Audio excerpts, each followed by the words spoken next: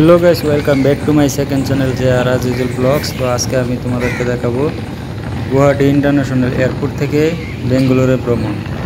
তো এই ব্লগে আমরা আপনাদেরকে নিয়ে চলেছি গুয়াহাটি ইন্টারন্যাশনাল এয়ারপোর্ট থেকে শুরু করে বেঙ্গালুরু ইন্টারন্যাশনাল এয়ারপোর্ট পর্যন্ত এক সুন্দর ভ্রমণের অভিজ্ঞতায়।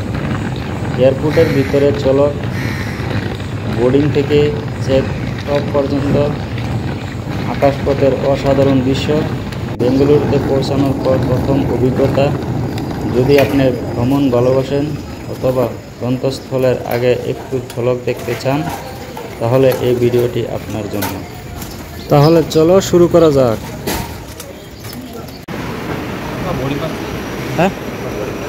হ্যাঁ, বোর্ডিং পাস নেই। আমার চ্যানেলে যদি নতুন হয়ে থাকো তাহলে চ্যানেলটাকে সাবস্ক্রাইব করে দিবা আর লাইক করবা আর কমেন্ট করে জানাবা ভিডিওটা কেমন হয়েছে। গুয়াহাটি ইন্টারন্যাশনাল এয়ারপোর্ট অন্য একটা নামে পরিচিত, সেটা হলো লোকপ্রিয় গোপীনাথ বরদলৈ ইন্টারন্যাশনাল এয়ারপোর্ট, অর্থাৎ লোকপ্রিয় গোপীনাথ বরদলৈ আন্তর্জাতিক বিমানবন্দর।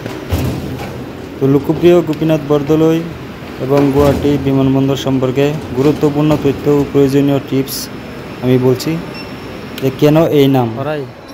গুয়াহাটি আন্তর্জাতিক বিমানবন্দর আসামের সবচেয়ে বড় ও ব্যস্ততম বিমানবন্দর।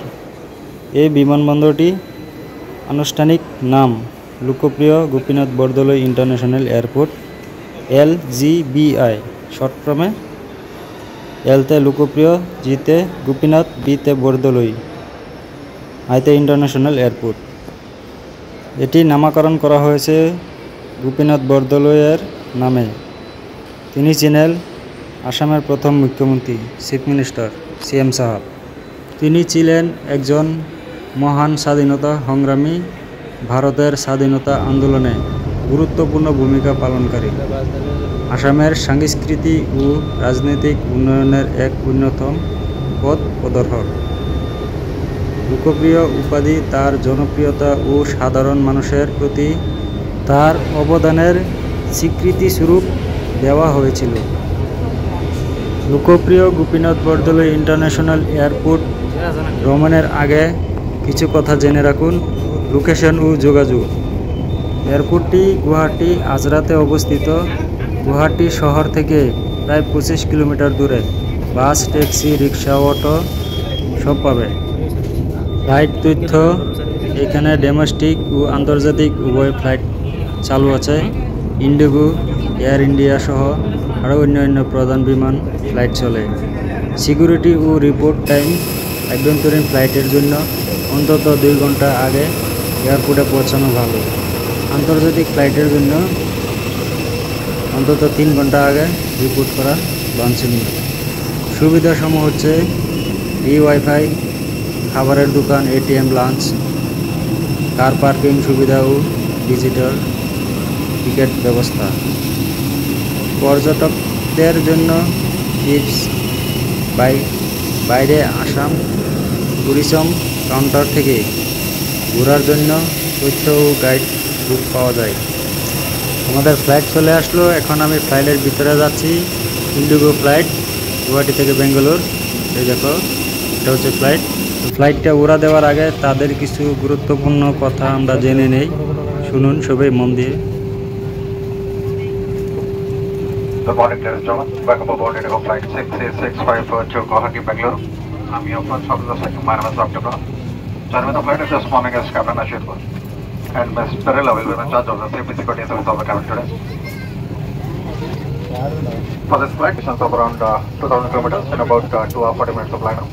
And we shall be cruising at an altitude of 36,000 feet. We are ready for departure. Set back lights and flight. Bye. की दूरी पर है। आज हम अपने एविडेंस कप्तान आशुतोष जोशी सह कप्तान सौरभ नबराल के साथ 1000 फीट की ऊंचाई पर हम उड़ान भरेंगे।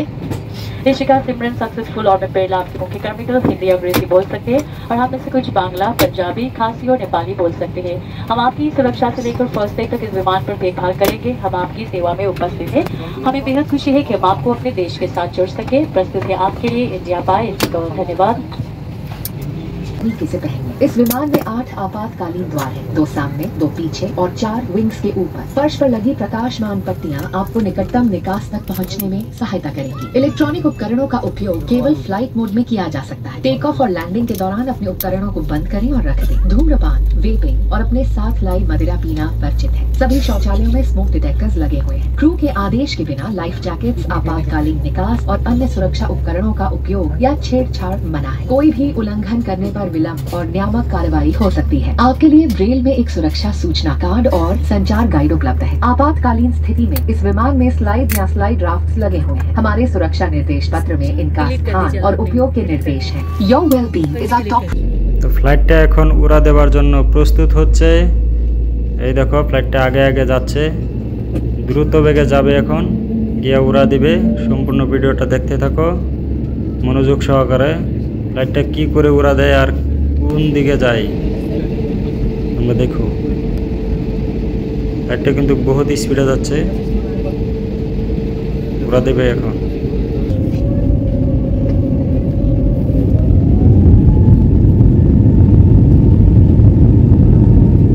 বহুত স্পিডে যাচ্ছে, কিন্তু উড়া দেওয়ার জন্য প্রস্তুতি নিচ্ছে। দেখো দেখো উড়া দিয়ে দিয়েছে মনে হয়, দেয়নি।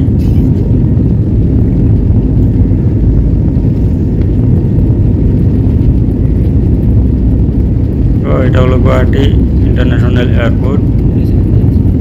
উড়া দিয়ে দিয়েছে, উড়া দিয়ে দিয়েছে। এই দেখো দেখতে পাচ্ছ, খুব কম সময়ের ভিতরে দেখো কত উপরে চলে গেল।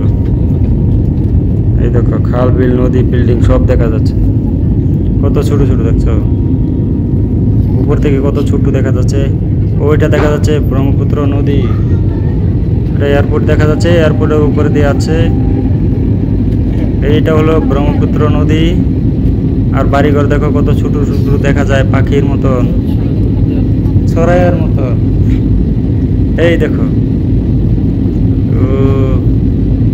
এটা কি রেল লাইন নাকি হাইওয়ে রুট? এখন সিধা ডাইরেক্ট চলে যাবে হাজের ভিতর দিয়ে, হাজের উপরে, মেঘের উপরে। এটা হচ্ছে ব্রহ্মপুত্র নদী, আসামের ব্রহ্মপুত্র নদী। এই দেখো মেঘের মাছ দিয়ে ঢুকছে, কিন্তু এখন কিচ্ছুই দেখা যাবে না। এই দেখো হাজের উপর দিয়ে যাচ্ছে। এই দেখো একদম হাজে ঢুকে গেছে,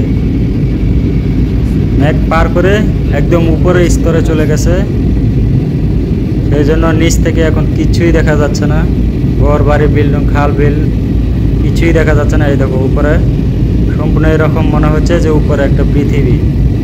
হ্যাঁ, যেন এটা রাস্তা এরকম সমানভাবে যাচ্ছে ফ্লাইটটা এই মেঘের উপর দিয়ে। উপরে আবারই বেলেগ স্তর, উপরে একদম উপরে আসমান, আকাশ, মাঝখানে থাকে এই যে মেঘগুলা, যেটাকে আমরা হাজ বলি। এই দেখো এখন হাজের সিধা সিধা, মানে হাজের উপর দিয়ে যাচ্ছে। আমার কাছে মনে হচ্ছে যে এটাই রুট একটা রাইডের জন্য। এই দেখো নিচে কিছুই দেখা যাচ্ছে না। আমার পাশে জন বসলো বাইটা, এই দেখো পায়ের কানের প্রবলেম হয় রাইডে গেলে, তাই 2.5 ঘন্টা ভরা কানের মধ্যে আঙ্গুল ঢুকিয়ে রাখতো। বেঙ্গালুরু যেতে গুয়াহাটির থেকে 2.5 ঘন্টা সময় লাগে, ও 2.5 ঘন্টা ভরায় কানের ভিতরে আঙ্গুল ঢুকিয়ে রাখছে। ফ্লাইটের সাউন্ডে ওর কানে প্রবলেম দেয়। এই দেখো কোথায় আসছি এরকম মনে হচ্ছে, বালুচরে চলে আসলাম। নাই কোনো গাছ গাছালি, মরুভূমি, সিধা ডাইরেক্ট মরুভূমির মতন, বরফের দেশের মতন। বলে কিচ্ছুই দেখা যাচ্ছে না, লাইটের উপর থেকে কিচ্ছুই দেখা যাচ্ছে না।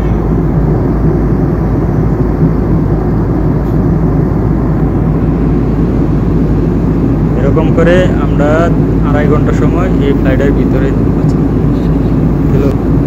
দেখতে পাচ্ছ, নিচে কিছুই দেখা যাচ্ছে না। এরকম জন লাগে বরফ হয়ে গেছে সব। এই যে এখন দেখা যাচ্ছে, এখন তার মানে বেঙ্গালুরু পৌঁছে গেলাম। তাই বেঙ্গালুরের অল্প অল্প মাটি দেখা যাচ্ছে। দেখো তবে কিন্তু হাজার এই দিক দিয়ে মানে মেঘটা অল্প পাতলা পাতলা, তাই অল্প অল্প দেখা যাচ্ছে।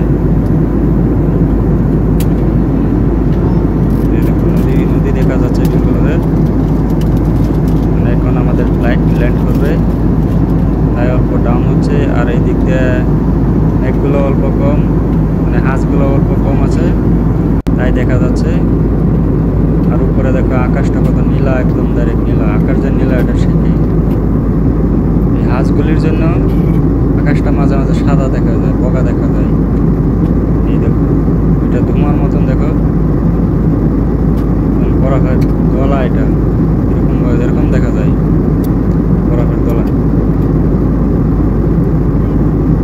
তো এই দেখো আমরা বেঙ্গালুরু এয়ারপোর্টে পৌঁছে গেলাম।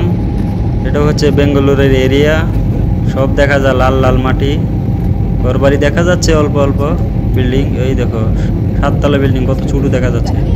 এইসব হচ্ছে জমি, ভূমি, মাটি, সব লাল লাল, ফসিল নাই। ফসিল আসে অল্প অল্প, ধান ক্ষেত দেখা যাচ্ছে। ওই এখন ফ্লাইটটা ল্যান্ড করবে বেঙ্গালুরু ইন্টারন্যাশনাল এয়ারপোর্টে। ল্যান্ড করার সাথে সাথে দেখো ফ্লাইটটা কত স্পিডে চলে যায়। এই দেখো এটা হচ্ছে হাইওয়ে রুট, গাড়ি চলছে দেখা যাচ্ছে, এটার উপর দিয়ে যাচ্ছে। তো গাইস, ভিডিওটা তোমাদের কাছে ভালো লাগলে আমার চ্যানেলটাকে সাবস্ক্রাইব করে দিও, আর কমেন্ট করে লাইক করো, কমেন্ট করে জানিও ভিডিওটা কেমন হয়েছে। এই দেখো তার মানে এয়ারপোর্টে চলে আসলো। এখন নেমেই দ্রুত বেগে স্পিডে এরকম দৌড় দিবে একদম ডাইরেক্ট। এই হয়ে গেছে, এটা হলো Bengaluru international airport. Bye bye সবাইকে।